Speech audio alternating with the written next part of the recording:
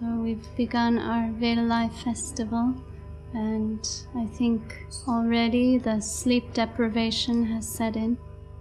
What? I think sleep deprivation, deprived of sleep. I think already we are feeling some sleep deprivation I didn't get on the this. first day. Deprivation means? Deprivation, lack of Okay. of sleep. Okay. I think we're all running on about 4 hours of sleep. И да, у нас начался фестиваль Вида и уже чувствуется недосып некоторых людей.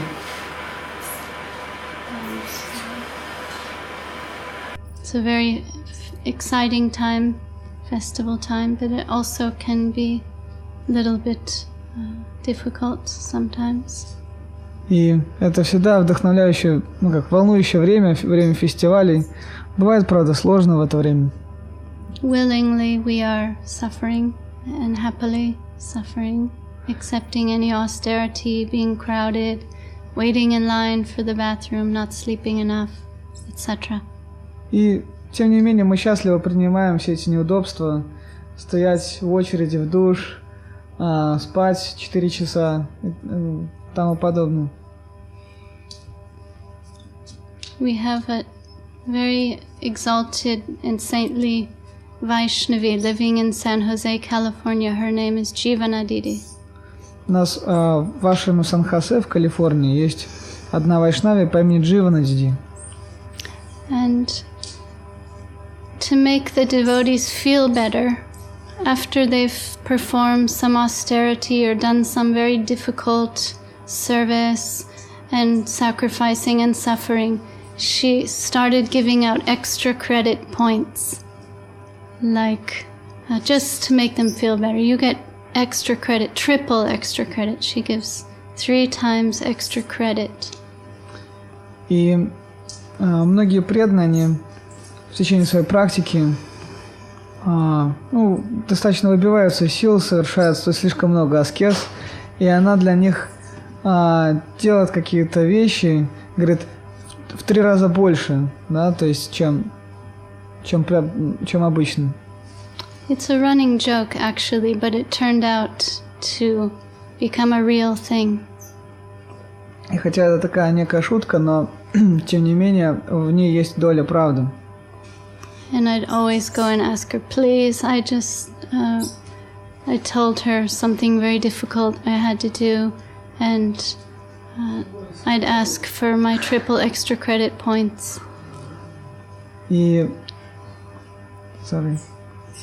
After some difficult service or some austerity in service, we would go and ask her, please give some triple extra credit points. We need them. We need to accumulate them. И после того, как мы сделали какое-то большое важное служение, и сопряженное с определенными трудностями, мы можем подойти к ней и попросить: дай мне, пожалуйста, нет, дай мне скидку, да, дай мне поблажку в 3 раза больше. It would just make us feel better. We could go on knowing we had Jivanadidi's blessings, triple blessings. И дальше мы можем продолжать очень счастливо, зная, что у нас теперь есть благословение Дживанадиди.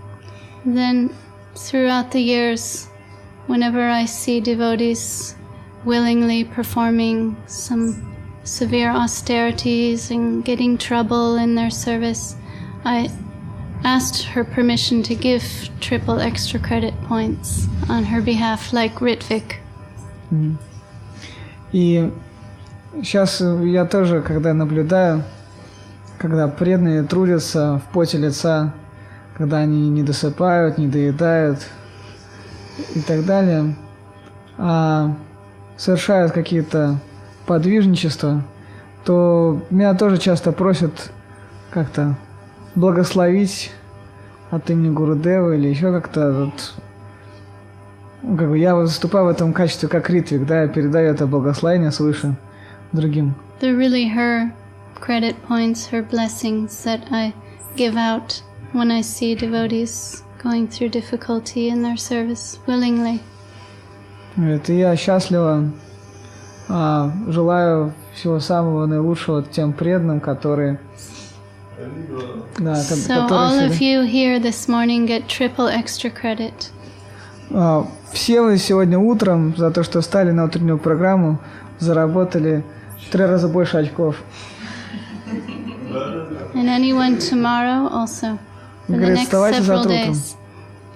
Вставайте эти дни на утреннюю программу, и все будет хорошо. Because we're not sleeping enough and still waking up and being tired all day long and happily suffering. И я знаю, что вы спали-то мало, а еще и встали утром, так или иначе пострадали за веру, и поэтому джая вам всем. Especially devotees like Pritu Prabhu, we know he stays up very late, doesn't go to sleep till 3 a.m. usually, sometimes 4 a.m. And now he's awake translating at Mangalarati. Особенно совы, преданные совы, которые бывает до 3 до 4 ночи бодрствуют, а сейчас у них поменялся режим в связи с фестивалем. So doesn't that make you feel better? Yeah, feel better. Gets better. So yes, please ask your question.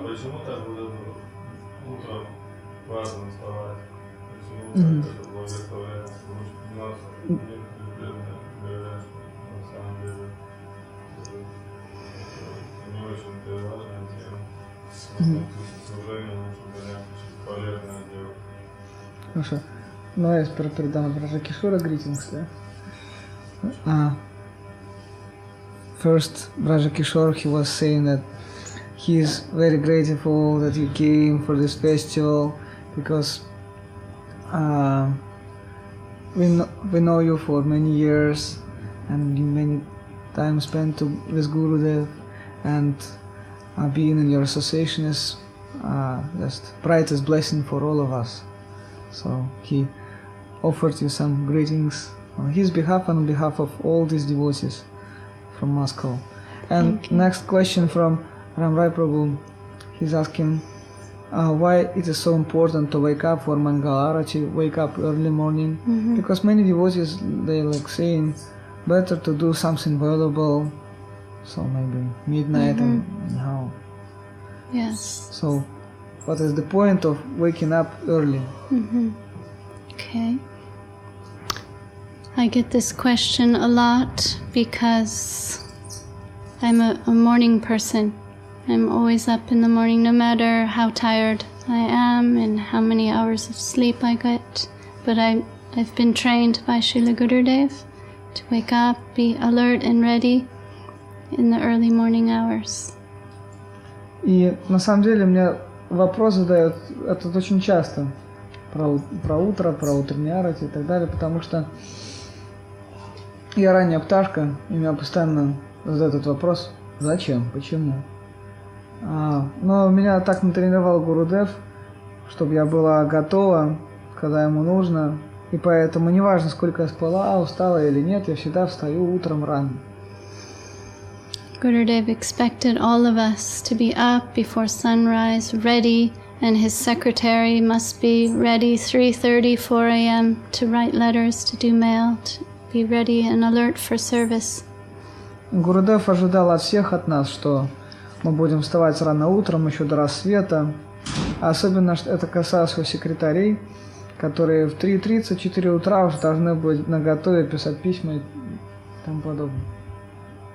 Srila Gurudev's lifestyle, his daily routine was very auspicious, beginning sometimes 2:30 in the morning, sometimes 3.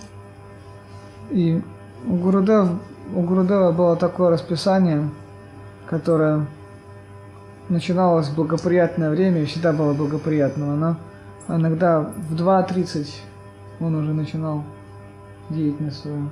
Even once we were on the overnight train with Srila Gurudev from Calcutta to Puri, and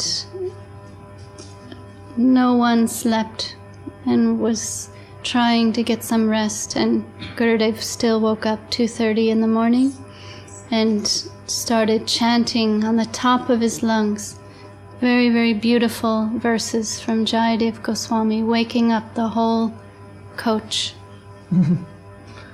И однажды мы были на ночном поезде из Калькутты в Пури, и там было душно, и невозможно было уснуть, по-нормальному отдохнуть, и мы пытались как-то кимарить, но Гурудев, он все равно проснулся в 2:30 и начал воспевать удивительные шлоки Джайадева Госвами, чем разбудил весь вагон. It was the most beautiful sound I've ever heard in my life that morning, hearing on the train to Puri.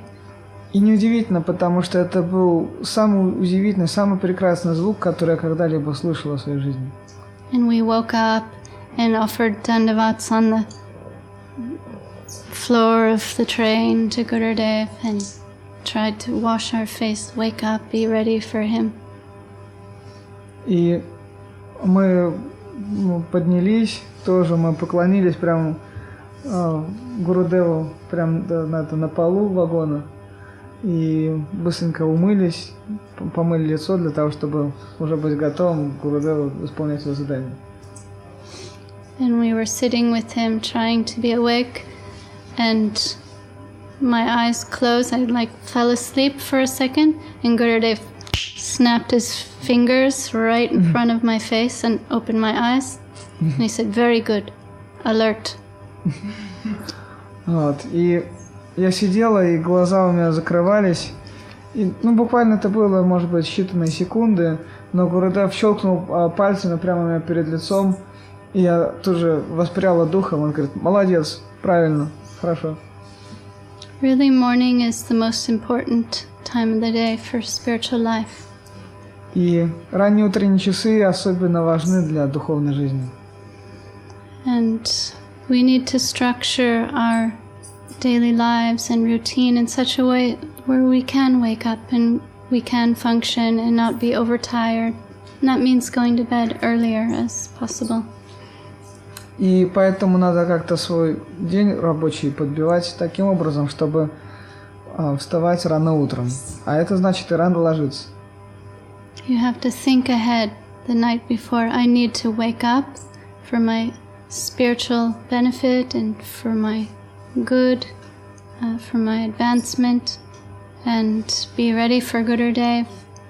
And that means going to sleep a little early so I can function throughout the day. И поэтому это где-то должно быть у нас внутри, да, такая установка, что я должен встать рано утром ради своего духовного блага, ради того, чтобы служить Гурудеву уже с самого утра. И, соответственно, эта установка означает установку, что надо лечь пораньше. We know Brahma Muhurta is 96 minutes before sunrise, and that changes throughout the year. We have to be alert to what is sunrise and sunset. И мы знаем, да, что Брахма-мухурт — это 96 минут до восхода солнца, и это самое благоприятное время. И она немножко меняется в течение года, но тем не менее можно исследовать. And we just adjust ourselves accordingly to sunrise, sunset. The program times change, at least in Navadvip in India. They adjust the Mangalarati and the evening Arati according to sunrise, sunset. У нас, например, в Навадвипе утренняя и вечерняя арати, они привязаны к времени восхода и захода солнца. Поэтому они меняются в течение года. And I understand here it's a unique situation where winter time you don't really have much sun. Sunrise is what time? Noon? Depends, no. Yeah. And winter time, St. Petersburg, 10 o'clock morning. Okay. So that's something that you've all adjusted to, and I think your Mangalarati still is at 7 a.m., right? But when the deities it's also because of the neighborhood. Yes. But no matter in the winter time, you still do 7. То есть у вас в 7 утра каждый всегда происходит. So anyhow, whatever our time, place, circumstances, we must adjust for the good of our spiritual practice. Поэтому, конечно же, ориентируясь на время, место, обстоятельства, мы должны свою духовную практику подводить таким образом, чтобы у нас было все позитивно. The Brahma Muhurta time is the most auspicious time of day, and the time of day where we can get more spiritual strength and more benefit in our spiritual practice. И говорится, что Брахма Мухурта особо благоприятное время суток, которое лучше не только проводить бодрствование, да, но еще при этом попытаться приобрести больше духовного блага. And what's more important, I feel, in my opinion, for the devotees and their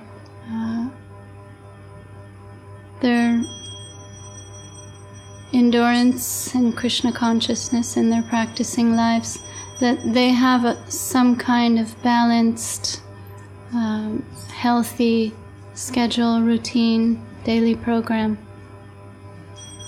You mean General devotees, they should have some well-adjusted, balanced, sane daily program. И, кроме того, это общая рекомендация преданным, что у них должна быть, весь их день проходить, в здоровом ключе, да, то есть с утра и до вечера, то есть все должно быть распределено примерно. Sane is a key word. Sane. You know what sane means? Insane is the opposite. Sane, crazy and not crazy. Sane and insane. Все должно быть разумно. We need to keep our sanity. We need to be well adjusted in spiritual life. Поэтому нужно с разумом подходить к своей духовной жизни и менеджировать, разрулить все должным образом. I live with the Russian devotees in Chiang Mai, and I see sometimes how they live is a little self-destructive. И порой я наблюдаю наших русских преданных в Чанмае, и некоторые пытаются жить, а некоторые немного саморазрушением занимаются. Only doing video, only doing audio, all day, all night, like 18, 19 hours a day, and then you find them like sleeping on their keyboards in the morning. 18-19 часов в сутки они делают видео, аудио, и днем, и ночью, и иногда их можно застать спящими прямо на клавиатуре. Sometimes you don't see them taking prasadam or coming to the temple room, and eventually it wears on them. It has a wearing effect. И иногда их можно вообще не видеть ни разу на программе, или зная, что они даже не покушали, сзади ничего. And all glories to their service, wonderful things they're doing, no doubt, but not a very healthy, balanced spiritual life. И хотя, конечно же, вся слава их служению, неутомимому и бескорыстному, но вместе с тем это нездоровое состояние, так долго не протянешь. And I asked them, how long can you go on like this? И можно только поинтересоваться, как долго можно протянуть в таком ритме. They start to get sick and lose their inspiration after some time. И можно это видеть, наблюдать. Они болеть начинают или же теряют всякое вдохновение. So everyone needs to find what type of schedule is healthy for them. Maybe not the same for everybody, and the service projects everyone's doing are very important. But also you need to think for your long-term well-being in Krishna consciousness. Поэтому общий ответ на вопрос такой, что у каждого, по большому счету, свое расписание, в том смысле, что все разные, и вывод такой, что нужно постараться устроить свою жизнь таким образом, чтобы оставаться в упряжке как можно дольше, да, то есть чтобы практиковать сознание Кришны счастливо и без особых принуждений. So I hope I answered your question. Надеюсь, ты ответила на ваш вопрос. Yes, thank you. We're all different, unique.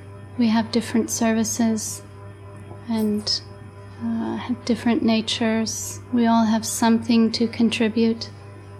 Вот. И мы все уникальны, потому что у каждого своя природа. Но каждый из нас пришел, чтобы отдать, чтобы вложить какую-то часть себя, часть своего труда, и поэтому так. But we all need to stay in Krishna consciousness for our whole lives, for the rest of our lives. И перед нами стоит задача оставаться в сознании Кришны всю жизнь. Not crash and burn out and be finished prematurely. Но не в том, чтобы разбиться в лепешку, сгореть на работе. Yes.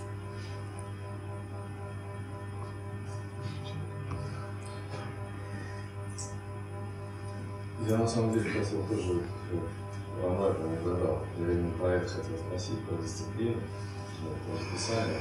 Лалита пожелал своего долгое время. Меня интересует, когда Гурудев находился на Ладвике, там сейчас заслон, путешествие, да, когда он на Ладвике находился, какой у него был режим, я хотел бы узнать, да, когда он там просыпался, когда завтракал он один, или там, может быть, в компании каких-то людей, гулять, может, выходил, или как бы какие-то дела, может, отдыхать, ложиться, вообще как?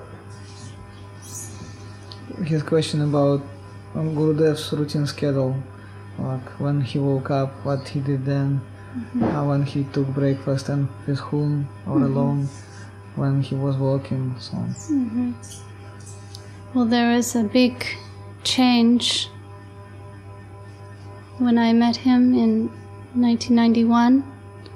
He hadn't left India yet, never been out of India, and was living in Navadvip and not going out of Navadvip very much, and very healthy, relatively healthy, and living in a particular way at that time.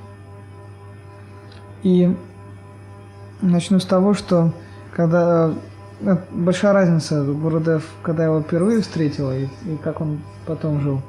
Потому что когда я встретил в 91 году, он почти никуда не выезжал из Навадвипа, по миру он вообще не путешествовал. И, надо сказать, он был относительно здоровым, то есть цветущим. Then, in his final years, his health was very difficult, very poor, and we traveled extensively with him up until the last year, and his schedule changed according to his health conditions, but still always up in the morning, early morning hours, reading Chaitanya Charitamrita, chanting slokas, verses. И более поздние годы, в годы его последнего пребывания на видимом плане бытия, он являл очень плохое состояние здоровья, и поэтому его расписание навсегда менялось относительно его состояния здоровья. Но, тем не менее, непреклонно он вставал всегда в ранние утренние часы и, бывало, долго успевал читание Чаритамриту читал, какие-то шлоки. in the early years in Navadvip, he'd be up, he had pet dogs. He'd walk the dogs all around the mat and visit Govinda Kunda, inspecting all the different places and where the cobras live and visiting the cows. He would have already done like 100 things before Mangalarati. Но в ранние годы, когда я его только увидела, он утром выходил со сворой собак, у него было много собак, входил в все места, везде заглядывал, там, как преданные что-то им сделали, как там Говинда Кунда, где там кобры остановились, где они там живут. То есть перед тем, как прийти на Мангаларати, он успел сделать тысячу разных дел. And when he asked me to be his secretary, I had to learn how to be up 3:30 in the morning, alert and ready to compose letters with him, and he expected you there every morning. И когда он попросил меня быть его секретарем, мне пришлось научиться, как вставать рано утром, и потому что он ожидал, что в 3:30 я уже буду наготове писать письма, соображать. That was his time of day where he felt inclined to hear from the devotees, answer their questions, encourage them, and he would give some time of his morning for that every morning. Он очень хотел вдохновлять преданных, слушать от них новости, как подбадривать, вдохновлять их, и поэтому утренние часы своей жизни он тратил на них. And one blessing for us is Gurudev never liked to be alone, never. Even in the bathroom, someone had to be there with him. И одно из наших благословений то, что Гурудев никогда не любил быть одинок. Он всегда любил, чтобы у него была какая-то компания. Даже когда он принимал омовение, даже тогда кто-то там мог быть в это время. So, every morning his veranda, as soon as he'd open his door, devotees would come and just sit and sometimes stare for hours at him. Watch him do whatever he's doing. He'd just let everyone sit there and stare at him. И как только двери веранды Гурудева открывались, преданные знали, что можно прийти туда и сидеть, и вообще смотреть, следить за жизнью Гурудева, как жизнь за стеклом, только без стекла. Ну, то есть и Гурудев позволял им сидеть там часами, пялиться на него, то есть, да, и преданные сидели ради напротив. He never needed his own personal private space. Always doors open, everyone's welcome. And during that course of time sitting with him, you'd hear so many beautiful things. He'd talk to everyone and we'd be having his darshan. И так Гурудев никогда не нуждался в каком-то частном пространстве своем личном. Он всегда делился своей площадью с остальными. То есть все приходили к нему, сидели, слушали его, потому что иногда Гурудев говорил очень удивительные вещи, прямо так вот между делом. Да? И также он любил общаться с преданными. Преданные приходили к нему, и когда у него было время, он с ними разговаривал. One morning I woke up getting ready for my service, and coming out of the ladies' ashram, I saw him getting inside of a car and turning it on and backing up, almost smashing into a brick wall and driving around the mat. It was like 3:30 in the morning. И однажды в 3:30 я вышла из женского ашрама, направилась к нему, я смотрю, он заводит машину, сдал резко назад, чуть не врезавшись в кирпичную стену, и потом стал нарезать круги вокруг матха. He didn't know how to drive, but his driver wasn't there, and he wanted to exercise his car, make sure it would keep running. he'd always have the driver just turn the car on and move a little bit every day. But the driver wasn't there, so he did it himself. И обычно он просил, у него был водитель, и он просил водителя там куда-то поехать, еще что-то, но иногда водителя не было, и тогда он сам садился за руль. He was going like 50 miles an hour inside the Mott compound, driving really fast.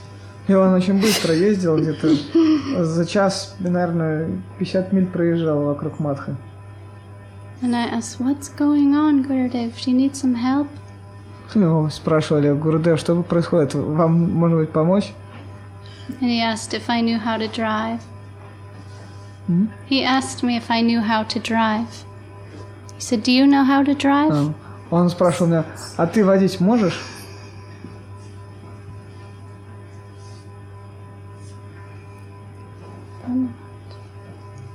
So, Gurudev was very spontaneous, and at any time you could find him doing anything, and we'd never cease to be amazed at his activities. И часто мы находили, что Гурудев, он очень спонтанный, он может в какой-то момент делать какое-то действие, которое мы от него не ожидаем, и которое не видели ранее. То есть, такой был. He was a natural Paramahamsa in Srila Sridhar Maharaj's words, and a true Raga Bhakta. И он был естественным Парамахамсой, и, как отмечал сам Шрила Шридхар Махарадж, подлинным Рага Бхактой. Then we were discussing the other day in Devamitra's house the later years, how his health wasn't so good, and we needed to make sure he got some exercise, and a lot of times he didn't want to exercise, so we would do it for him. One person on this arm, one on that, one person this leg, 4 people moving him. И Гурудев, он, тем не менее, мы прописали движение, он старался двигаться, но иногда чувствовал себя не очень хорошо, или ему было лень, и тогда преданные двигали его. То есть один преданный брал одну руку, другой другую, один брал одну ногу, другой другую, и так они его вот так делали ему такой фитнес. And he didn't want to eat unless he exercised, so we'd do that, and we'd also push him in his chair. He had like an office chair with wheels. We'd push him to the end of his veranda and back, and a few times then he felt, okay, now I can eat. Просто аппетит приходил к нему только после упражнений. И еще другой вид упражнений, который мы делали, у него было кресло, которое каталось, и мы по всей его веранде от стены до стены мы возили на кресле на этом. Он потом говорит: все хорошо, теперь я могу покушать. Да, аппетит пришел. One day he came into my room in Dum Dum Park. He was wandering in the corridors and nobody was with him. He opened my door to see who lives here, and it was me in my room, and I, oh, Gurudev, come in, you want some tea? И однажды он вошел утром в мою комнату в Дандам-парке. Он гулял по коридорам, заглядывал, кто как, инспектировал пространство. И вот тут, говорит, он неожиданно зашел ко мне, посмотрел, кто здесь живет, и оказывается, что это моя комната. Я говорю: о, Гурудев, пожалуйста, заходите, может быть, чайку? You'd find him in unexpected places and at unexpected times. He always had to be ready in his service. И всегда нужно было быть готовым к служению, и более того, его всегда можно было обнаружить в неожиданное время, в неожиданных местах. He wanted us all to be alert and flexible and always ever ready for service. Он всегда учил нас быть гуттаперчивыми и всегда готовыми к служению. So that's what comes to my mind. I hope your question's answered. Надеюсь, что ответила на ваш вопрос, то, что мне пришло, то, что вспомнилось. Thank you so much. Sure. Any other questions? И, может быть, еще вопросы есть? Я хотела спросить, до того, как вы встретились с Гурудевом, были ли какие-то у вас материальные желания, там, может, семья, там, дети, или какая-то работа, какие-то личные желания у вас были, или духовное желание предаться духовному было очень сильным изначально? Before meeting Gurudev, did you have just intense material desires like to have family, job, some position in this life, or you was determined already that time towards spiritual life, towards some renunciation before meeting Gurudev? Yeah, previously I already felt some detachment, disillusionment with the environment, looking for my purpose and reality. На самом деле, еще до встречи с Гурудевом,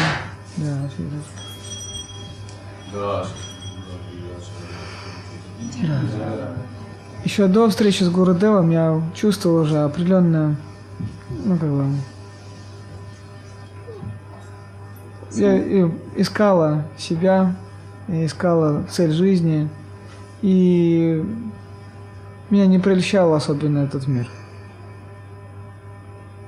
I knew one day I'd live in a temple, and that was my passion in life, philosophy, spirituality, but I didn't know where, so it took some time to know where to go. У меня была одна страсть – это духовная жизнь, философия. Я знала, что когда-нибудь я буду жить в храме, но я только не знала, где и когда.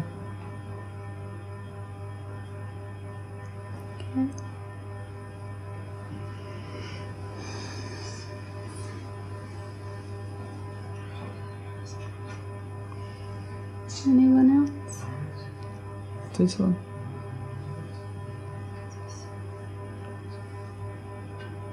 Еще вопросы?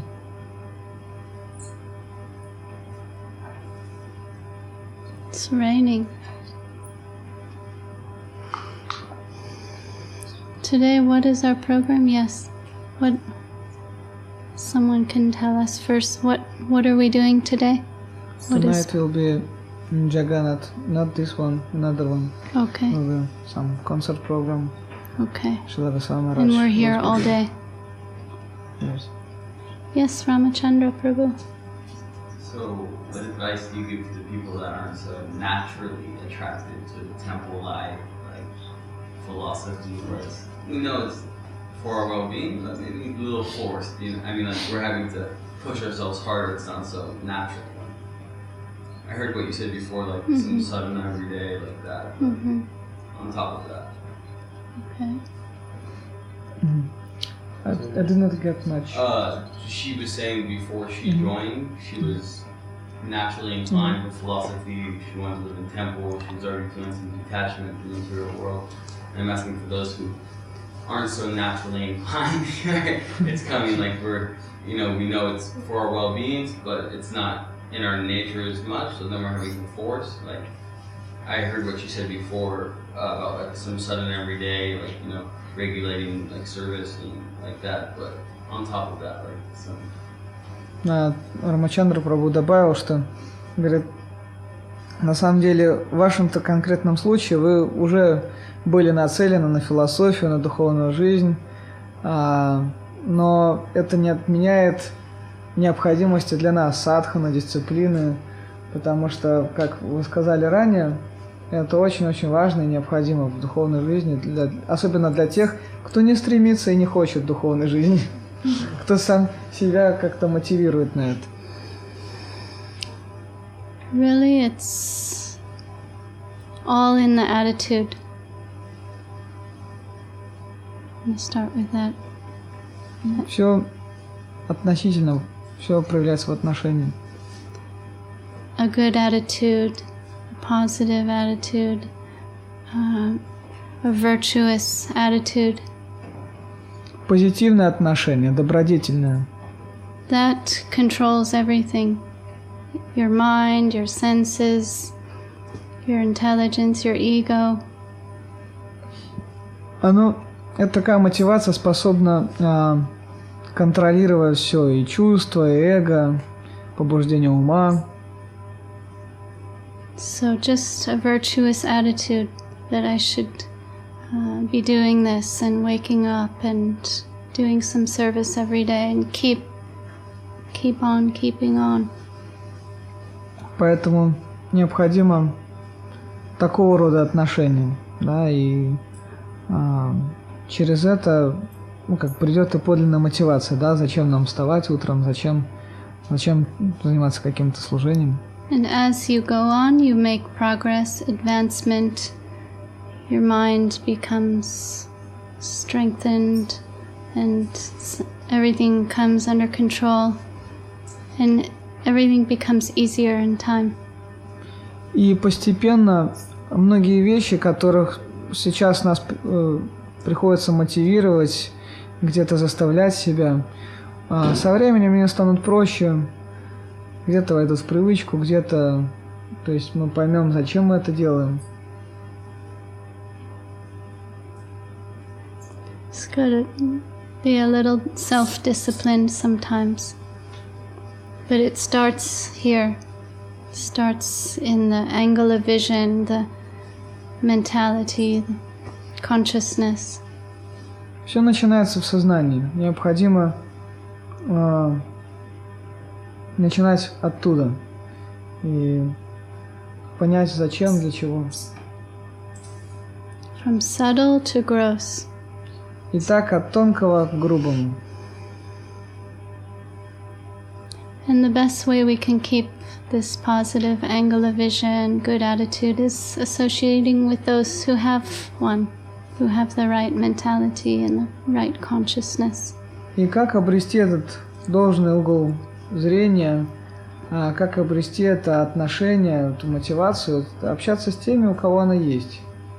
Really, that's we're codependent on devotees in order to continue and to survive. Мы во всем в этом отношении зависимы от преданных, и мы учимся у них, как выживать, да, в духовной жизни. Okay.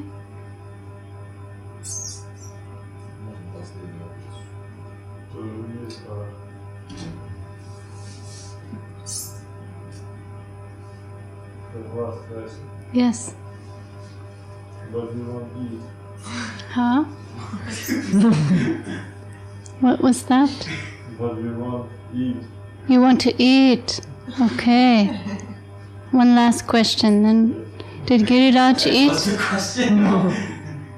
Я слышал, что, когда Гурудев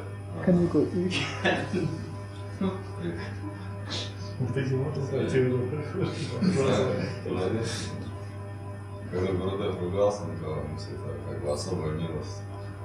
И, может быть, наоборот, ругался.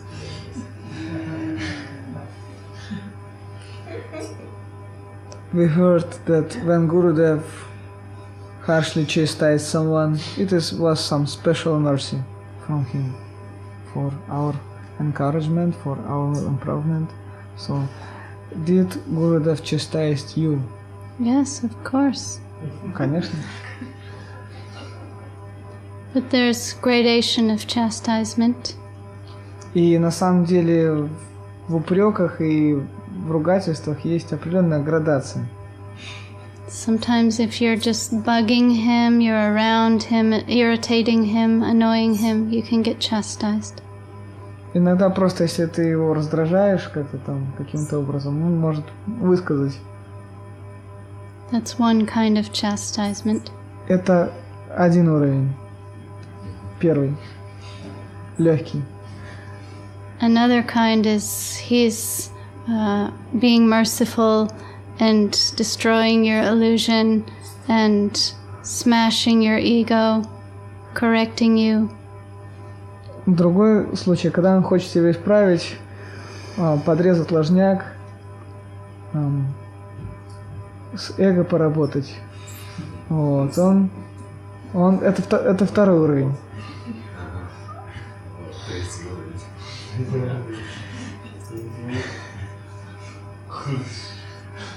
That's another kind, higher gradation, chastisement. And third? Oh, I did the two extremes. There's something in the middle too. Это на самом деле два крайние точки, то есть маленькое, когда ты его просто раздражаешь, а самое большое, когда он тебя хочет поправить. А между ними еще есть несколько уровней. Another type is he's venting on you. You're taking the hit. How do you say that in a not such a slang way? You're mercifully being punished maybe for no reason. He's letting something out on you. Иногда просто, когда в наказание приходит без причины. То есть, когда он, без видимой на то причины, да, то есть, и такое тоже бывало. Когда на тебя просто срываются. I'm familiar with that, he's saying. Another way is you ask him something and he completely ignores you. Takes newspaper. Puts on the TV as loud as possible while you're trying to ask him something. Другой вид, он был такой, что ты его что-нибудь спрашиваешь, а он специально тебя игнорирует, берет и раскрывает газету, читает. Или делает телевизор погромче.